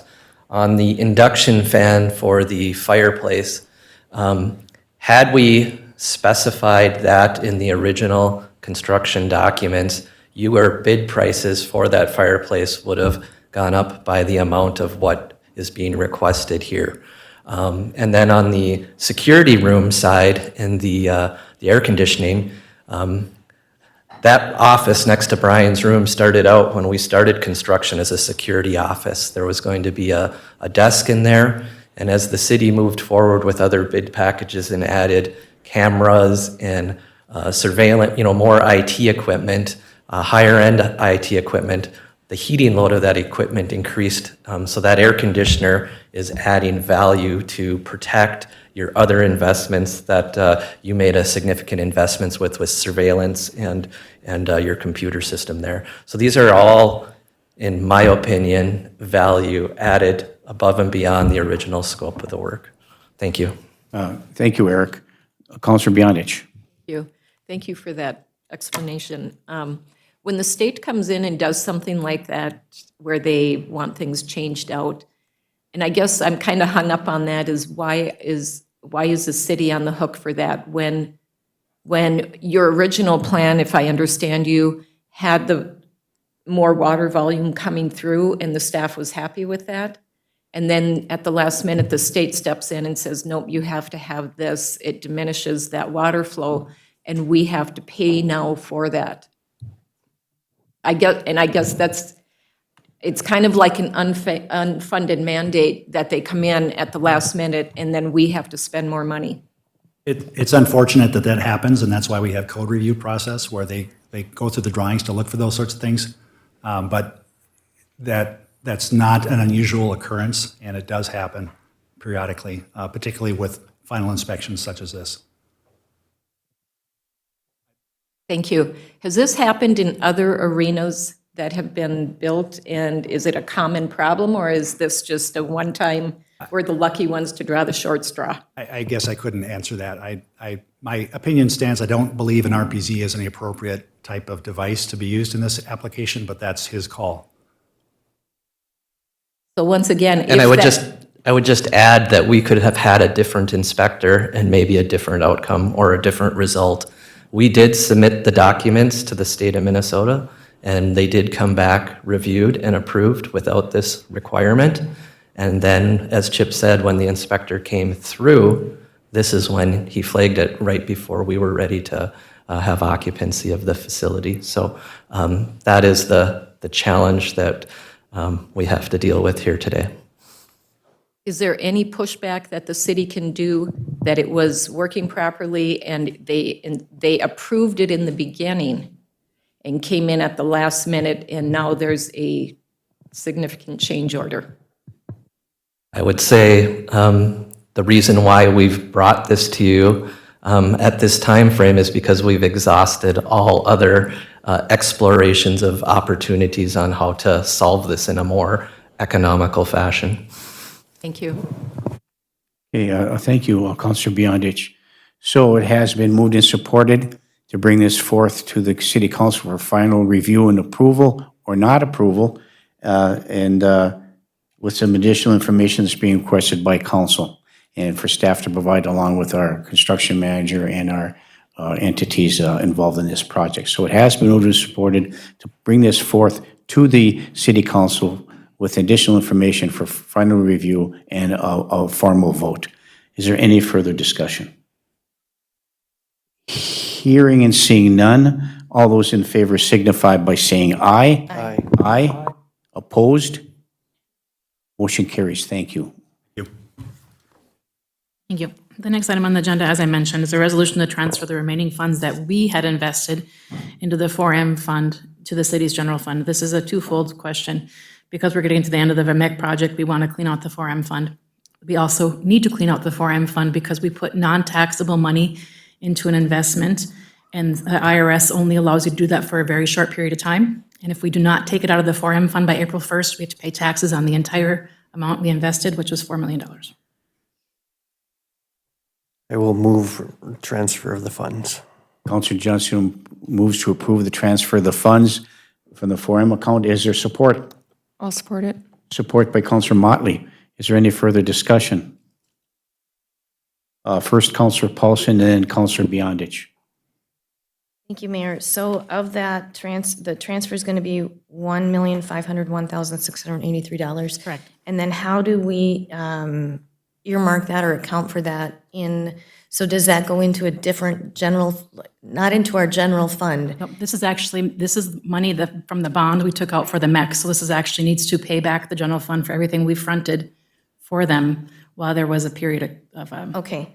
And then that clears out, the 1.5 clears out the 4M investment fund. That portion of that fund. We do have another small investment, our 53 money, High 53 money that we got Okay. is in a different fund. This is this fund. But, okay, so we do have to pull that so we don't get taxed on that. Correct, correct. And then, will we have an accounting of how much the 1.5 is paying back to any of the expenditures that we paid out of the general fund? Yes, from the every general year we fund? do that annual transfer resolution that we talk about transfer money. That will be on. So that will be this- itemized. Will be itemized of what we need to pay back to the general fund. And then we also will have a little bit from 23 that we'll have to approve in next year also. But Okay, so is this going to be zeroed out, Britt, the 1.5? Is that going to be zeroed out with expenditures? it Or could will- be, but remember, we also have the 800,000 sitting out there in the state too. So, With our occupancy correct. upon receipt? Okay, okay, thank you for that explanation. Thank you, Counselor Paulson. Anybody else? Okay, thank you, Counselor Beyondich. So she's same question. So it has been moved and supported. Is there any further discussion? Hearing and seeing none, all those in favor signify by saying aye. Aye. Aye, opposed? Motion carries. Thank you. Item number 6 is from Counselor Motley to discuss the connection of the Mesabi Trail between Midway and Virginia. Counselor Motley, you're on. Midway, the forgotten part of Virginia, where I live, and belong where I also to a live. Midway Facebook page, and everybody, I get to hear all their complaints and concerns, but, which I share a lot of the similar concerns, but if there is any way, I know the city, there's no plans on making a trail to Midway. If there's any way we could reach out to the Mesabi Trail and see if they'd ever be willing to work with us in bringing their trail into our other part of Virginia, that would be great. So I don't know if that's Parks and Rec or who would do that, but if we could reach out to them and see if they'd consider that, and maybe, who knows, work with Rock Ridge from the backside of 135 to connect Midway and the school district from the backside. Yeah, thank you, Counselor Motley. And part of that request is being considered in the broader sense of the trail study that was outlined by the Minnesota Department of Transportation today. So get that piece place in place. But it is it takes a collaborative approach to get that thing done. And up in Midway, they're behind the Borgen Road on the east side of the Borgen Road, behind what they call the mansion on the hill, and these other homes that are there. There's actually a dedicated clear cut. They haven't continued to move on that goes all the way to the back of Midway and connects to eventually across the end of the Borgen Road, through the little fenced area, across underneath to the bridge to connect it. But the connection that you're referring to is how do we get the backside of that through the school to get permitted? So it takes the DNR, the Land Ranger Tourism Bureau, us, and others to accomplish a meeting to try to establish if this is a feasible thing to move forward. And your suggestions are? Well, what you're saying is actually lasted one winter. The clear cut was the old, brand new snowmobile trail that lasted one winter before the new school came in and halted that quickly. But Yes. ultimately, the Mesabi Trail kind of cuts off where the old county road used to be to the dump. Right. If you could connect it there, and then there is a tunnel underneath the 135 bridge that they created when they redid the highway, and you could hypothetically bring it underneath safely, underneath 135, instead of having to cross 135, tons of traffic, and then V-line left to the clear cut potentially, because Borgen Road is a death trap on a bike, because I take it, so, and there's no shoulders. And the increased traffic from the school is going to make it more dangerous. I agree, and the overall approach that you're taking a look at would also include the reconstruction of the Borgen Road, which would include the Iron Trail, the snowmobile access potentially being changed, the ATV, and the bike lanes. Do we know when the possibility of construction of Borgen Road would be in the future? I think they're looking at about 2025, but I think Matt Reed happens to be here and can answer that question for you, Councilor Motley. Matt? Thank you, Mayor. Counselor Motley, yep, it is in the plan for right now between in the 2025 to 2027 capital improvement plan. We are currently putting together some documents for that, some costs for that. And I know in the past it has been discussed about, if nothing else, trying to put shoulders on that road. We haven't looked close enough to see what the right-of-way width is, if there's an opportunity to do a trail, to do some things like that. But that's coming up here in the next few years, so it's certainly something that we can take a look at when we're working on that. Oh, thank you. Thank you, Matt. Thank you, Councilor Motley. Okay, next. Thank you. Item number 7 is review request to waive assessments on tax forfeited parcels. And this is a request to waive the city assessments. Correct. This is from St. Louis County. We get these at least twice a year, asking if it would be considered waiving some assessments that we have on tax forfeited parcels before they go to the land sale. And they agree to do the same. Is that correct? Correct. Okay, thank you. Councilor Paulson? Thank you, Mayor. I was going to ask how often, I know this happens every year, but how often have we waived? Never. I don't think we have waived on ours. We've been I pretty didn't think so. pretty from the staunch last- on that. We keep them on unless you bring forward a very compelling plan that you're working on. And then but that's at the time that it would be sold, that would be the new landowner, property owner. Correct. Would then come before the city council in which they have in the past. Correct. With proven that they've gotten a permit, that they're going to do the work and they're going to be putting a taxable structure Like the one on property. Second Avenue we approved, which was successful and It they was did do. successful. Yeah, correct. Yep. Okay, so just past practice, we have never approved. We have not, no, not at this level. Thank you. Councilor Johnson? I would move to receive and file. Thank you. Councilor Johnson moves to receive and file this portion on the item number 7 under Building and Grounds. Is there support? Support. Support by Councilor Paulson. Any further discussion? Hearing and seeing none. All those in favor signify by saying aye. Aye. Opposed? Motion carries. Thank you. Thank you. Item number 8 is the property that we were already in the process of purchasing for the Public Safety Center on Second Avenue, 10006 Second Avenue South, and right in the middle of purchasing it, it went tax forfeit. So we need to do a different resolution than the one we did to authorize this purchase. So this is the new resolution we need for the St. Louis County tax forfeit. I'll move the resolution. Councilor Johnson moves to approve the resolution moving forward. Is there support? I'll support it. Support by Councilor Motley. Is there any further discussion? Hearing and seeing none. All those in favor signify by saying aye. Aye. Aye. Opposed? Motion carries. Item number 9 is resident parking concerns near Rock Ridge High School, and this is Counselor Beyondich. Councilor Beyondich, you're on. Thank you. So I was given this letter, which I had sent in the packet so everybody could read it. This is a resident that lives near this area, and I think speaking to them, what they voice their concern on is somebody's going to get hurt. And they were concerned then about our parking, and I know we've talked about our parking. We have an ordinance which they went and looked at. So I guess it is, are we enforcing the ordinances or are we not? And this, we are creating another new one, but we have these on the books, and which we've all learned, some of them haven't been looked at in years. So do we enforce these or do we not? We do enforce, but I'll have the Assistant Chief Chad Nicola come forward and might be able to have some questions and some perspective on how the process is moving forward with respect to enforcement. Chief Nicola. Mayor, council, how we all doing? Doing well, thank you. I never imagined when I walked in here this morning that water pressure might be more contentious than parking, but we'll see. We'll see how this goes. So, Now, we had a discussion this fall when school kicked off because the parking lot for staff at the school was taken away for all the construction purposes. So that left all the staff members that normally park there with nowhere to park.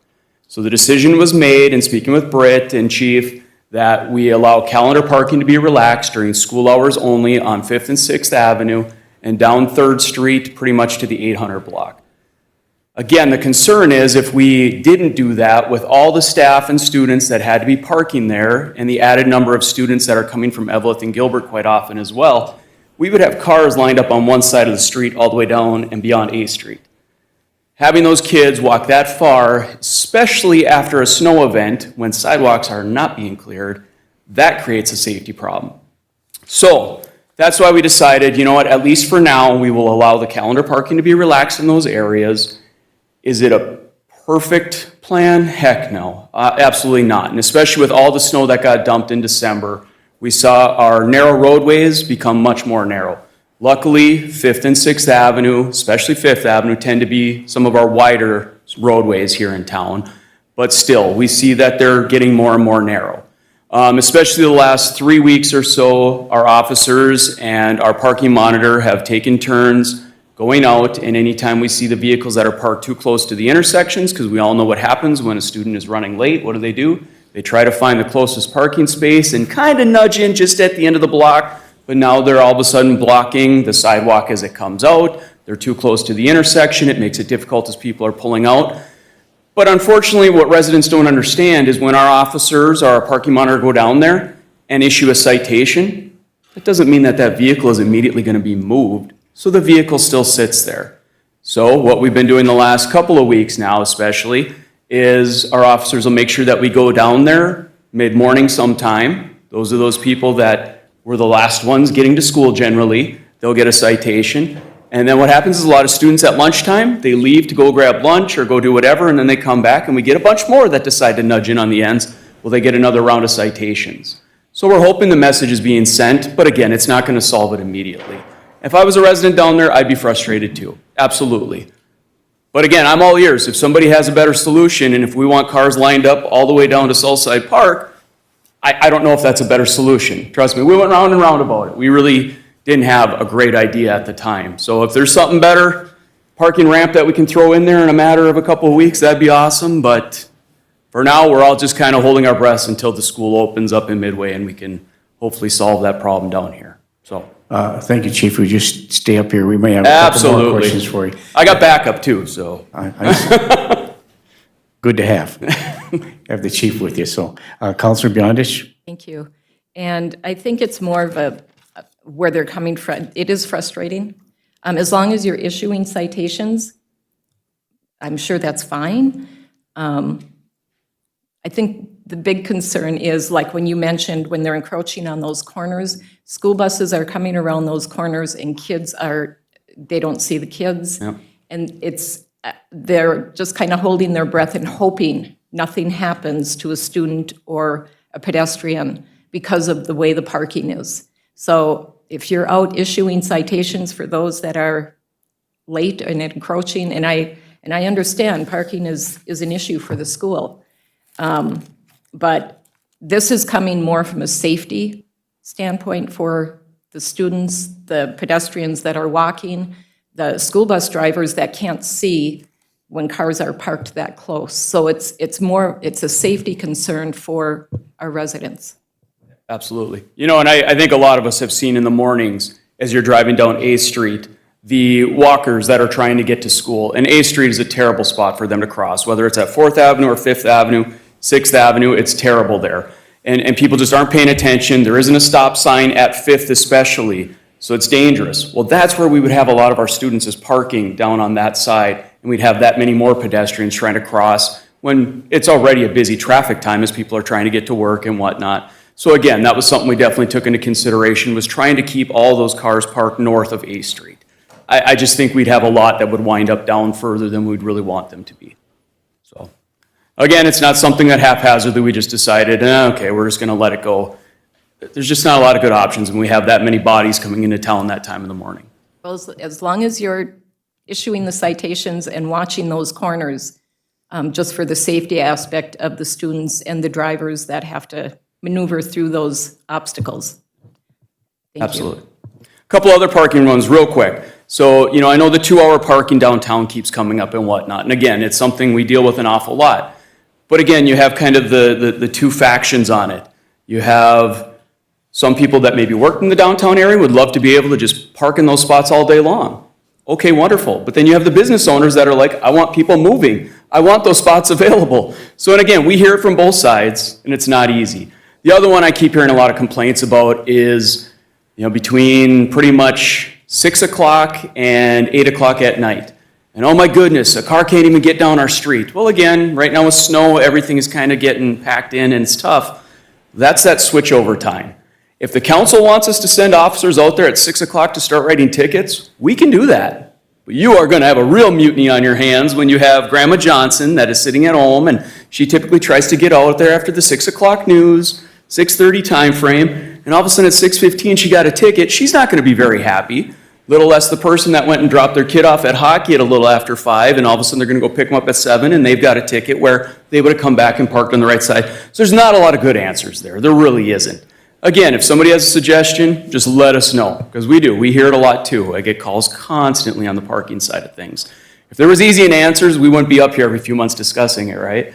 So, but any other questions on especially the Rock Ridge or anything else? I just want to say that the grace period between the changeover makes sense. It's been going on for decades, even back in the day, 3 decades ago when I was working for the police department.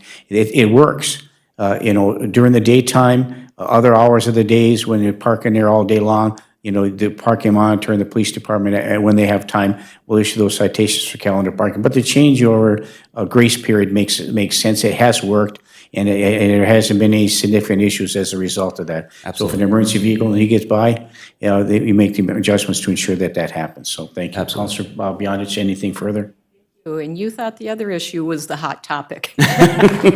You're Oh, on. no. You no. are on. Parking's always a fun one, that's for sure. What It is- is, it's tough. Well, and one of the unintended consequences of getting rid of a lot of the permit parking is our parking monitor now has a lot more free time to get out and about throughout the town during the day and do the calendar parking, which is good, especially this time of year, but you're also going to hear a lot more complaints about, during the day, I got a ticket. Well, that's what the parking monitor is supposed to do. So, and as long as we can get those trucks plowing that snow and moving things, it'll make things a lot safer for everybody. Yeah, thank you. Thank you. Appreciate it. Hang on 1 second. I believe Councilor Beyondich has something more. Thank you. What is the grace period for the parking? Well, That changeover. if do you want to go black and white, it's 6 o'clock. So there really isn't a grace period. Our officers try to wait until well after 9, 10 o'clock to get out and start writing calendar parking tickets, though. We're busy that time of the night all the time anyways, so there isn't an official grace period, just like a speed limit is a speed limit, right? Well, I will give you an example. When I go home at night at 8:30 and I can't get down the street because there are parking on both sides, I have to back up onto 9th Avenue. Where the snowbanks are so high, with my van, I can't see what I'm backing into. So what do we do? Would you like us to write citations then? I would like to know what the grace period, so the public would have an idea of, this is the time frame.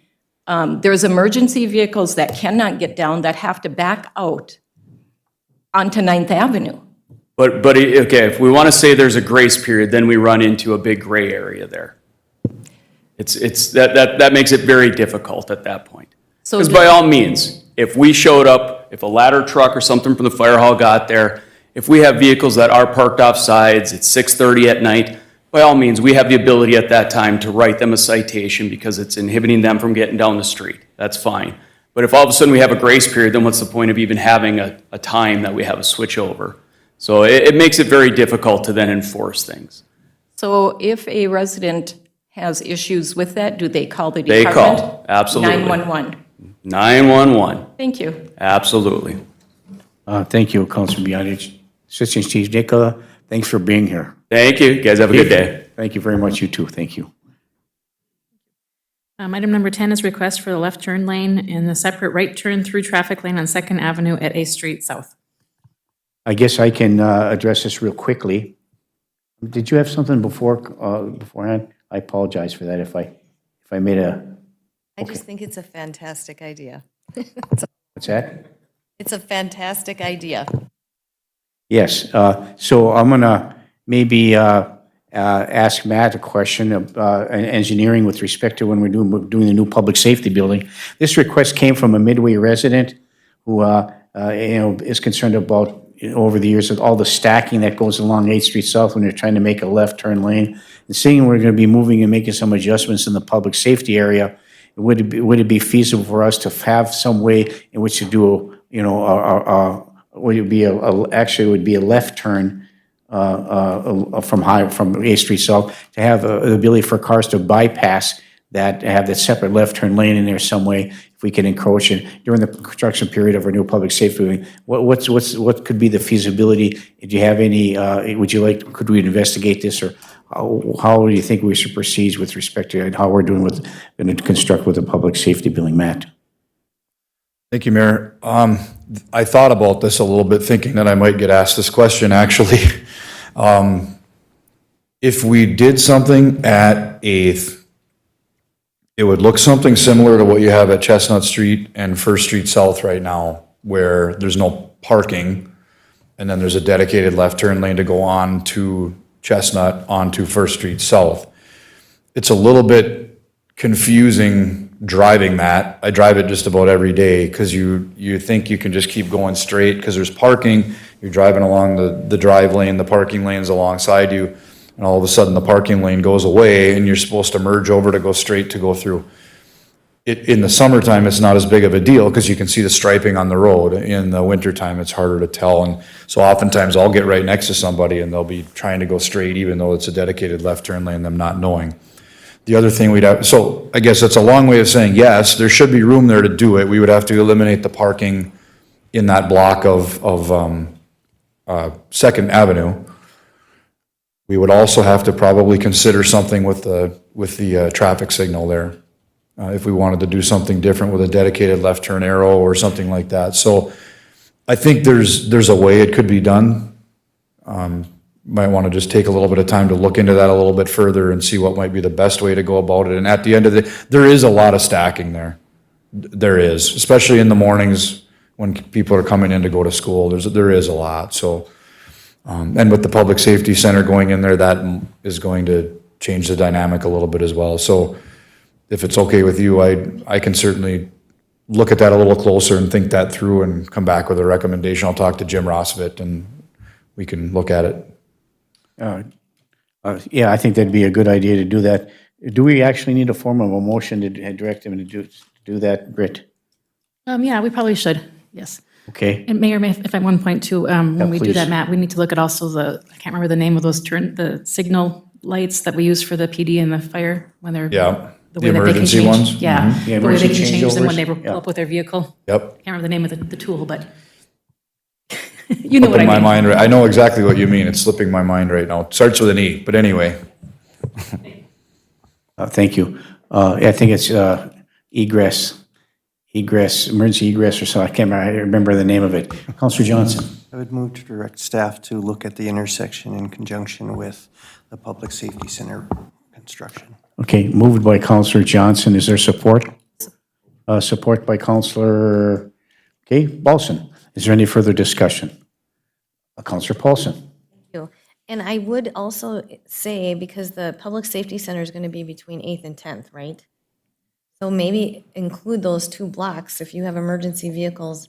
I can't remember how they're coming out of those garages, but that may be a a emergency route, that we need to have that as a left turn lane separate so that you're not blocking off that Yes. emergency vehicle. So if you could do those, I guess it'd be the whole public safety area. And I appreciate you making the motion kind of like that, because I think that should be taken into consideration as well as what you need to have them be able to change the stoplights. Okay, thank you, Counselor Paulson. It has been moved and supported. Is there any further discussion?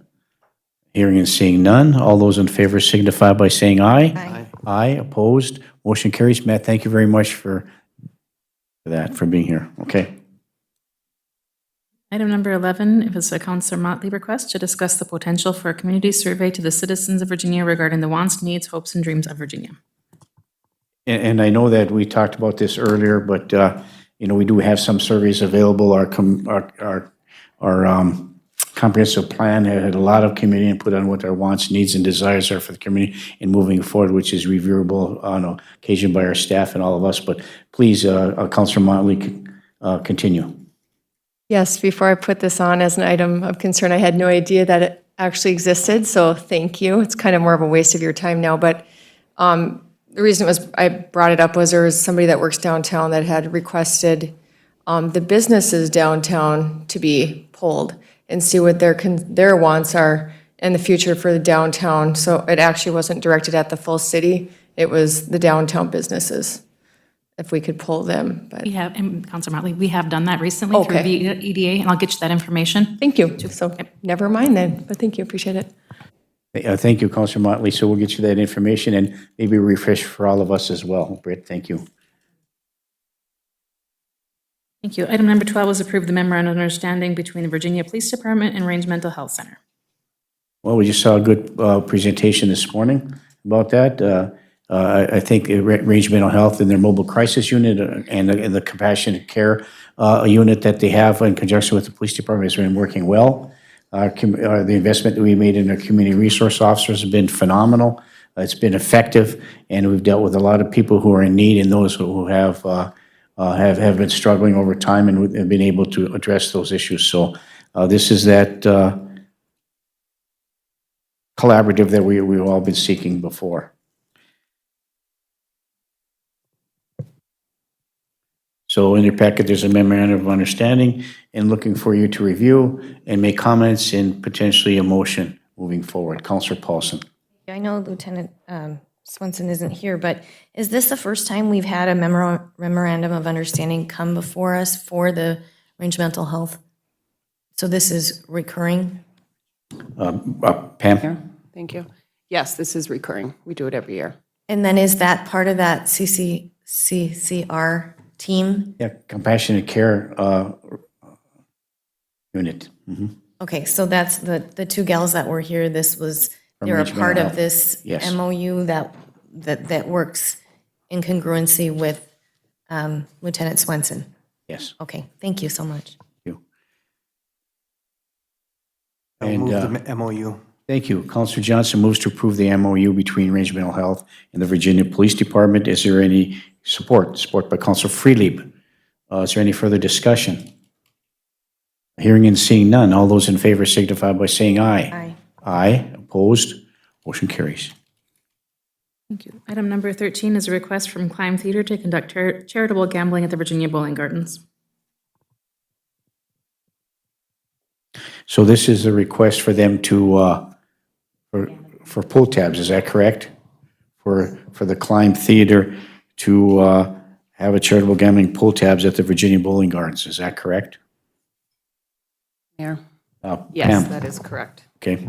They will be conducting pull tabs and renting a booth or space at the bowling alley to do that. So we approve this, and then the Climb Theater, which is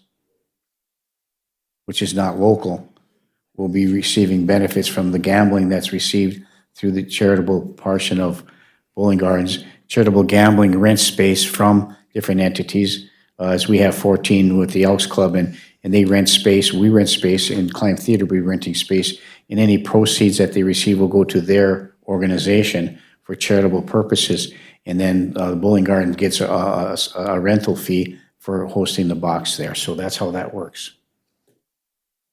Okay, thank you. I will move the request. Councilor Johnson moves to approve the request for Climb Theater to have charitable gambling at the Virginia Bowling Gardens. Is there support? I'll support. Support by Councilor Paulson. Is there any further discussion? Question. Yes, Councilor Freely.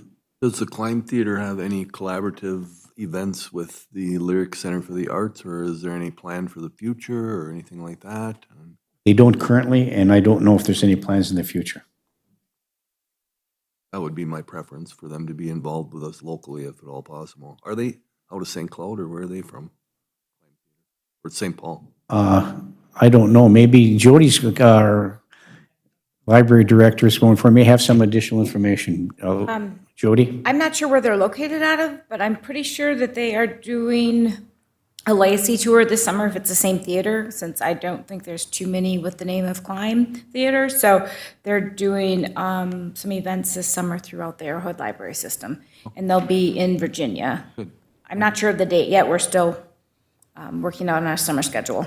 Right, thank you. Oh, fantastic. Thank you very much, Jody. Answers your question, Counselor Freely? Thank you. Okay, thank you. So it has been moved and supported.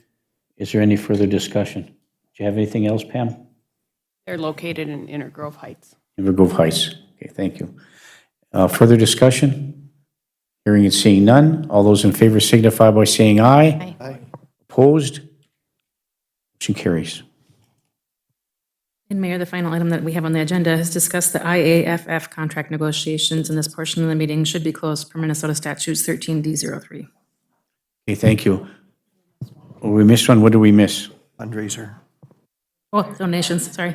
Oh, Sorry, number Jake. 14. Jake, we made you wait all this time and I almost forgot you. Jacob, you've been waiting patiently. We didn't want to pass you up. Approve the Virginia Fire Department to seek financial donations for the annual campaign for fire prevention materials.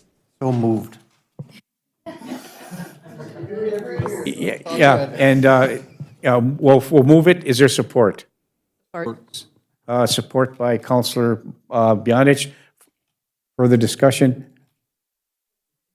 Well, the materials that you're seeking, is that the stuff where businesses contribute to a certain amount of money to the fire department? You purchase those safety materials like the police does? Is that how this works? Correct.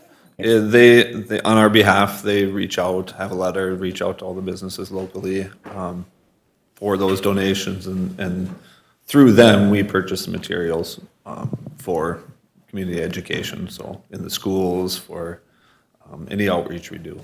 And Jacob, this has been going on for a long time. Over 20 years. Over 20 years, thank you. Okay, has been moved and supported. Is there any further discussion? I'm sorry you had to wait so long to get here. All those in favor signify by saying aye. Aye. Aye, opposed, motion carries. You're good to go. Thank you very much. Mayor, Yes, Counselor Paulson. before we go into closed session, could I bring up an item under other items of concern? I can't see why not. Thank you. So it was brought to my attention that there was I don't know if it's a meeting that was conducted between Brian Skida, Brian Shack, Brian Lindsay, and Mr. Burns. Is that correct? Brian, Lindsay, our city attorney. There was a meeting last Friday, yes. And so I have a question. This is somewhat uncomfortable, but I do have a question. I have up on our YouTube video, and where the motion that I made was to basically, I can play the motion if you want it to be played. No, we're well aware of the motion that we It made needs to for. be read back, but the directive that was given was to invite Iron Trail Motors and their parties and all parties involved to come before the city council and have a closed meeting. So I'm very concerned why a meeting took place when the city council never directed that meeting to take place. I don't mean to put you on the spot. I'm trying to figure out who gave the directive to actually have this meeting, number two. And then number three, what happens when the council makes a directive and it doesn't get followed? I mean, there should be some accountability here, and I need to hear what happened. Well, before we go to Brian, so we are going to have that meeting, and we're going to determine what day that meeting is going to be. And as we're going to follow the directive by the council, we're going to have this full meeting with Iron Trail Motors to discuss these things.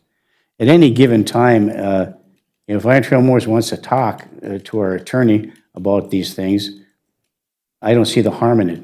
I think by talking to him is one thing, but no decision is made, no information. We just more gathering of information so that when we have this meeting, we understand and have some more information about how this moves forward. the entire council is going to have this meeting, and we are going to have it in closed session, and we are going to invite all the parties concerned, the Iron Mowers, and we're going to have this meeting to determine how we're going to move forward. But it's just prudent to have more information. If they want to meet with their attorney, I don't see the harm in it. Please continue. Brian? Thank you, Mayor. And Councilor Paulson, I can let you know that at the meeting, it was expressed explicitly that the council desired to have a meeting with the full council. And I also disclosed or was upfront with them that I had no authority, that I was there, as the mayor indicated, strictly an information gathering aspect.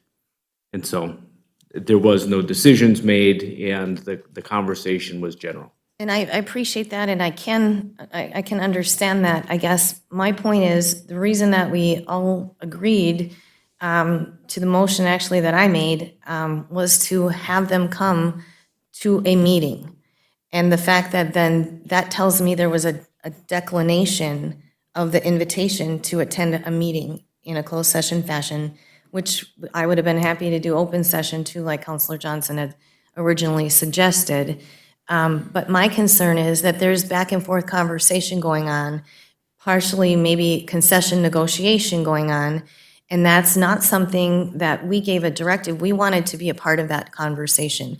Now, if things are, I guess, being negotiated behind the scenes with attorneys and Iron Trail Motors representatives, that, to me, that makes me very uncomfortable, because we as a council voted unanimously to be a part of this dialogue as a group. And then we also said, I think part of what you said, I have it right on YouTube, Mayor, was that, we will go in, we will have a meeting whether they attend or not. So the fact that attorneys went forward in conversation or discussion when the city council did not give that directive is very concerning to me, because when I made that motion, it was the intent, my intent, as well as I believe everyone in support of that motion, to be able to have this conversation together with those parties so we could flesh out what they are looking for, and we could tell them what our expectations are, along with the contract that I had asked for with the red line, which does not seem to exist. The one that, Britt, you had sent us. So that is the same one that's in our packet that I still don't understand. If we were told that there is a document out there, why we can't find that documentation. So I am concerned about that. I don't know if Hampton Freed would have that, Mr. Burns, but I want that documentation, because I know at some point this council sat in closed session, and I believe we had a red line document. And now that we can't find that, that's concerning to me. But when we wanted to come together, we wanted Brian Shack, Brian Skida, and the Iron Trail Motors attorney, along with our attorney and the full city council, to have this discussion. So the fact that it went on apart from that is very concerning to me as the person who made the motion, with the full expectation that we would be sitting here together in a meeting, whether it be closed or open, made no difference to me. We made the motion to go into closed session. So I guess I would like some answers. If they're not going to come to a meeting, I want to set a meeting right now, and let's meet. If they're not going to abide by what our request was, we've already invoked 9E, have we not, in that letter? We have already invoked the 9E clause. So now there's a period that starts, and my point is, if they're not going to come to the table, we need to set a meeting that this council can talk about our negotiation, our strategy moving forward for that building. Thank you, Mayor. Yeah, thank you, Councilor Paulson. And I did have that conversation with Pam this morning about we're going to need to set a meeting for the full council. I would prefer that be in closed session, but whatever the council decides, I think we all understand what the motion is. We will make the invitation for Iron Trail Motors to appear at that meeting, whether they appear or not. but the invitation has to be made, but it has to be on our terms, has to be based on our schedule, it has to be based on information that we're going to gather with respect to whether or not we're going to even negotiate anything. But the issue of having this motion is still in place. We still have to set a meeting for that. Counselor Beyondich. Thank you. Who perpetuated this meeting? Who set the meeting to discuss? Is that what I'm hearing? There was a meeting between a few people? So how did that meeting come about? If I may. Yeah, please. So there'd been previous discussions about having meetings going back some time. And then following the council meeting, when the fuller meetings weren't going to happen, there had been some rescheduled times. And there was a request that Mr. Burns had made to meet or discuss with me at 10 o'clock last Friday. And that's how that meeting came to be. So they were aware that the motion had been made, that we were going to have a closed meeting, and they reached out to you to have a meeting? I don't believe that they were necessarily aware that the council had forbidden a meeting from occurring. My understanding was that the request or the conversations about a meeting dated back prior to the last council meeting. And then there was some rescheduling that was happening, and basically the call for Mr. Burns indicated that he just wanted to get together. And so I did meet with him and talk. And I can once again say, I didn't transmit any information that wasn't part of an open session at a meeting. I was very clear that I had no authority to negotiate, make concessions, or any arrangements with them, and that the simple purpose was to exchange information. That's what occurred. So I would like to make a motion that we meet with them in a closed session next Tuesday before our council meeting. I'll support that. Moved and supported. Further discussion? I don't think it's enough time for next Tuesday. What happens if they can't come? We should schedule a time on a Tuesday. I agree. Get a commitment from them that they can be at this meeting. So if we set a meeting date without contacting them and say, hey, we're going to have a meeting with you. We have a director from the council. We want to meet with you, and they can't meet on that day. What do? Reschedule. Very good. Thank you very much.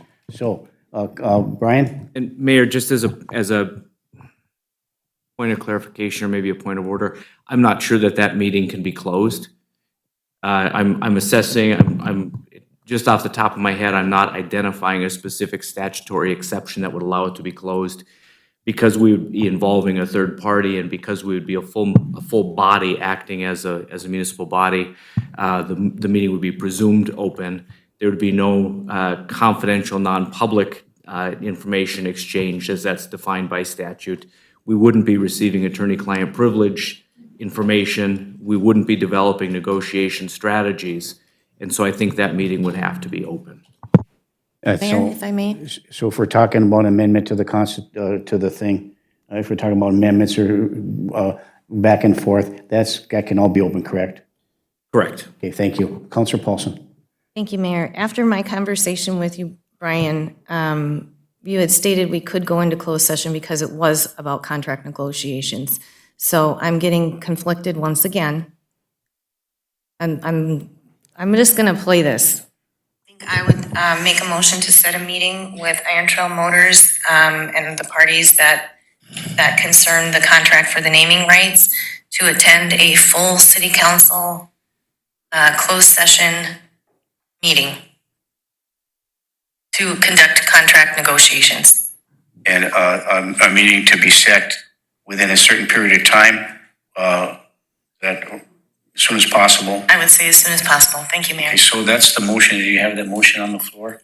Motion by Councilor Paulson to set a meeting date with Iron Trail Motors and to have a full council in attendance and discuss this meeting in closed session. Is there support for that? I would support that. Support by Councilor Motley. Further discussion, Councilor Motley. Is it ever possible we could do it either super early in the morning or later in the evening, so I don't have to keep taking work off? I'm not trying to ruin it for everybody else, but if it's possible. I think we drive the bus on this with all due respect, so we can figure out, set a meeting anytime we like. and then invite Iron Trail Motors to that meeting. I think we'll have to find what dates are amenable for them to meet. But yes, we could certainly do that, Councilor Molly, to accommodate your schedule. So that was the motion, that was the agreed upon discussion. It was agreed upon in an ASAP fashion. The fact that they went and came forward to have discussions with our city attorney when we had directed something different is extremely concerning to me. Okay. And if this keeps going on, I don't know what I'm going to do, but I will find a way to figure out having some kind of a grievance myself. Okay, thank you, Councilor Paulson, but it has been moved and supported to set the meeting. And the motion was to set the meeting on Tuesday, prior to our council meeting on February 14th, and invite Iron Trail Motors to attend. Is that the motion, Councilor Beyondich? It is. Is it going, it will be an open meeting? Are you telling us that to have a closed meeting on this with contract negotiations? I will, I'll continue to look at it, but as I sit here right now, I can't think of a basis. There are some provisions that would allow close, but those are more for developing strategy for contract negotiations. When the entire city council assembles and meets with an outside third party, typically those are presumed to be open. So I'll take one additional look at it, but as I sit here, I would say it's probably an open meeting. So you could let us know by tomorrow, so if it is open, that's great. If it's closed, you need a time frame to post that, correct? Pam? Thank you, Mayor. We could set it as a regular meeting, and if it is to be closed, Brian can let me know, and then I can get the proper statute on the posting Okay, for that, but I would need to know by Friday. thank you. So the motion is to meet next Tuesday prior to the council meeting. And part of your motion, is there a specific time prior to the council meeting? 2 o'clock in the afternoon, 3 o'clock in the afternoon, 4 o'clock? What is the time frame that you're looking to set there, Councilor Beyondich? 3 o'clock. Okay, Councilor Councilor Paul, and I apologize. Councilor Beyondich made a motion to have a meeting with Iron Trail Motors next Tuesday, February 14th at 3 o'clock. Was there support for that? Was support at 3 o'clock on Tuesday? Okay, further discussion, Councilor Freely? I think there was a time prior to this that we made a motion, or at least had a discussion with regard to if any further conversations were to be had with regard to this contract. It was to be done between Mr. Burns and Mr. Lindsay.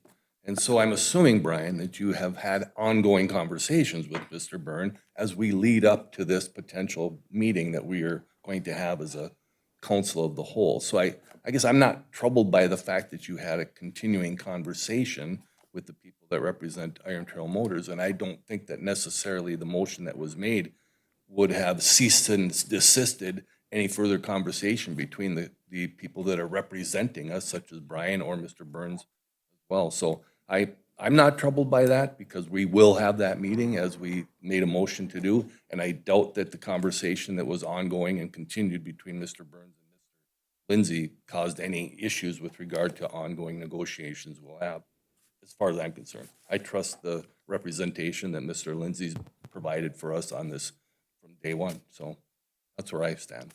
Okay, thank you. So we have a motion on the floor to set a meeting with Iron Trail Motors on Tuesday, February 14th at 3 o'clock in the afternoon. It has been moved and supported. Further discussion, Councilor Motley. So when we invoked 9E, when does the 60-day period end? What date is that? Brian? Thank you, Mayor. I don't have the date off the top of my head. I'd have to count the calculation, but I'll have that to distribute to the council by the end of today. And then I do feel, with all respect, Mayor, I do feel that a week out notice to Iron Trail is sufficient, just in seeing regard, or the history of a prior email, attorney-client privilege. We were given less than a week notice on when they wanted to meet with us and the times that worked for them, so I feel a week out is sufficient for them to hopefully be able to meet with us next Tuesday, 3 p.m. Thanks. Thank you, Councilor Motley. That is the motion on the floor to do so. And further, support, further discussion, anybody? Counselor Freely.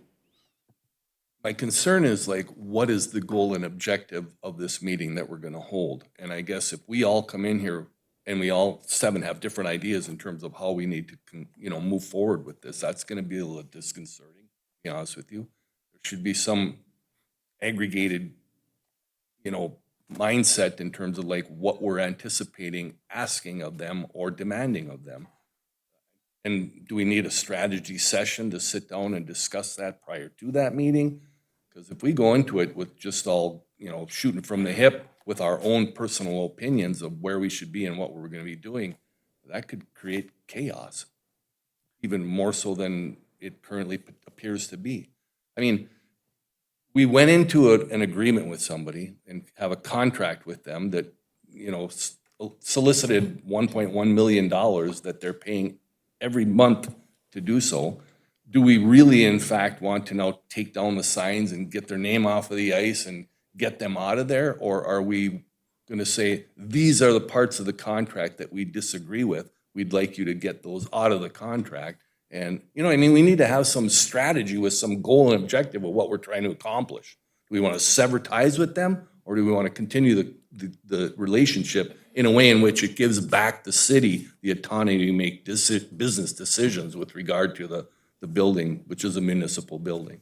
So that's what I'm concerned about. If we just sit down and we all come shooting from the hip individually in terms of how we view it, I don't know that that's going to be a healthy conversation, to be honest with you. So in any event, that's what I'm worried about. Okay, thank you, Counselor Freely. So it has been moved and supported. Further discussion, Counselor Motley. It isn't $1 million a month for my Iron Trail Motors. It's a little over $4,000 a month, up to a little over $1 million over 20 years. And as far as I understood it, we invoked 9E unilaterally, which means it was to sever the contract, period. And it was Iron Trail that reached out to us. So I'm curious to see what they have to say. Thank you, Counselor Motley. Is there anybody else? Did you have something else, Counselor Beyondich? No, I would like to make another motion after this. Okay, so there is a motion on the floor in support to notify Iron Trail Motors or set a meeting, for Tuesday, February 14th, 2023 at 3 p.m. here in the City Council chambers and invite Iron Trail Motors to that meeting. Is that correct? Moved and supported. Is there any further discussion? Hearing and seeing none, all those in favor signify by saying aye. Aye. Opposed? Motion carries. Motion number 2, Counselor Beyondich. Thank you. I would like to set a meeting for the council to discuss how we want to approach this, if you would like, at 2 o'clock on Tuesday, so we can get our plan together. I will support that. Moved by Counselor Beyondich, supported by Counselor Motley to set a strategy meeting with the City Council on Tuesday, February 14th, prior to the meeting with Iron Trail Motors. It has been moved and supported. Is there any further discussion? Just to let you know, I may not be able to be there that early. I may be at the legislature, and I was hoping to get back by the City Council meeting at 5:30. I'm not sure if I'll be there at that meeting, but certainly you can handle it all, I'm sure. So it has been moved and supported. Is there any further discussion? Hearing and seeing none, all those in favor signify by saying aye. Aye. Aye. Opposed? Motion carries. Thank you. Anything else?